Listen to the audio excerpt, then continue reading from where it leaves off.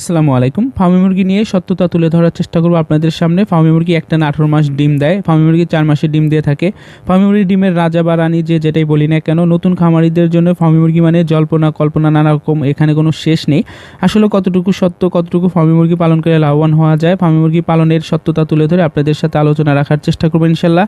আশা করি সম্পূর্ণ ভিডিও জুড়ে আপনারা সাথে থাকার চেষ্টা করবেন। সবথেকে যে বড় ভুল ধারণা আমাদের ভিতর কাজ করে সেটা হলো ফার্মি মুরগির ডিমের রাজা বা রানী যেটাই বলি না কেন।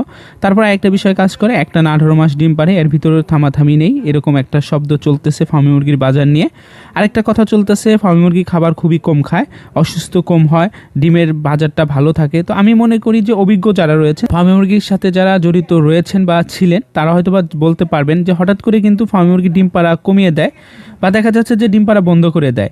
অনেক ক্ষেত্রে দেখা যাচ্ছে যে 100 ফার্মি মুরগি পালন করলে 50%, 40% ডিমের পরিমাণ নেমে আসে।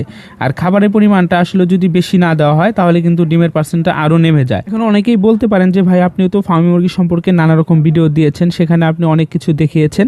আমি মনে করি যারা সম্পূর্ণ ভিডিও দেখেছেন, আমার মনে হয় যে সত্যতা তুলে ধরার চেষ্টা করেছি প্রত্যেকটা ভিডিওতেই।